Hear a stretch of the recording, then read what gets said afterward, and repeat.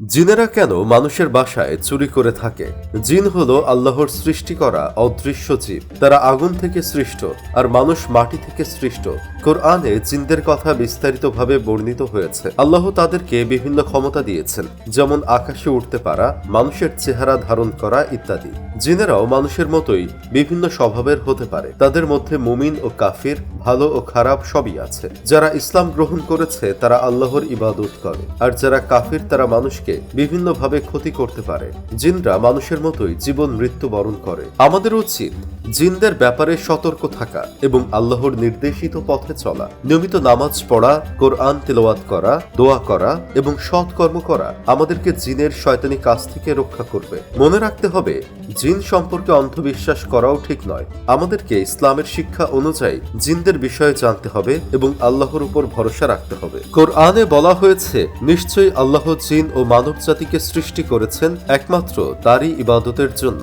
সূরা জারিয়াত আয়াত 56। কুরআনুল কারীমে স্পষ্টভাবে বলা হয়েছে যে জিনরাও মানুষের মতো বিভিন্ন স্বভাবের। তাদের মধ্যে সৎকর্মপরায়ণ ও অসৎকর্মপরায়ণ উভয়ই আছে। সূরা জিনে এই তথ্যটি স্পষ্টভাবে উল্লেখ করা হয়েছে।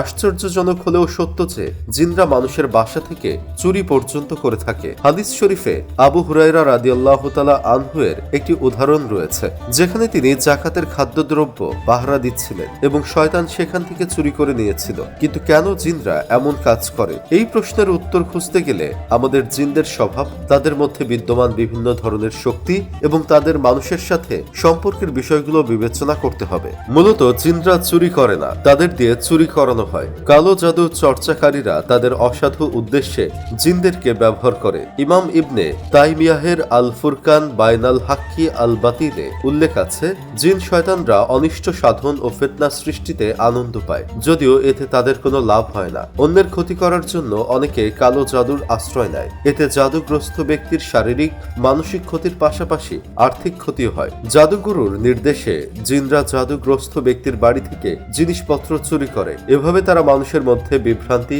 ও দ্বন্দ্ব সৃষ্টি করে। অর্থাৎ জিনরা নিজে থেকে চুরি করে না, বরং তাদেরকে ব্যবহার করে অন্যের ক্ষতি করা হয়। তবে জিনের অনিষ্ট থেকে নিরাপদ থাকার জন্য কিছু সহজ উপায় রয়েছে। প্রথমত, আল্লাহর কাছে নিয়মিত জিনের কুফল থেকে আশ্রয় চাওয়া। দ্বিতীয়ত, ঘরে প্রবেশের সময় বিসমিল্লাহির রহমানির রাহিম বলা এবং সালাম দেওয়া। হাদিসের ভাষ্য অনুযায়ী এতে জিনের প্রবেশ বন্ধ হয়। তৃতীয়ত, যেখানে অর্থ রাখা হয় সেখানে বিসমিল্লাহ বলা, এটি জিনকে দূরে রাখে। চতুর্থত, ঘরে সূরা বাকারা পাঠ করা। হাদিসে বলা হয়েছে এই সূরা শয়তানকে দূরে রাখে। পঞ্চমত, বাড়িতে নফল নামাজ ও অন্যান্য ইবাদত করা। ষষ্ঠত, বাড়িতে ছবি বা মূর্তি না রাখা, এতে ফেরেশতা আসতে বাধা পায় এবং জিনের প্রবেশ সহজ হয়। আল্লাহ তাআলা আমাদের সব ধরনের অনিষ্ট থেকে হেফাজত করুন। আমিন।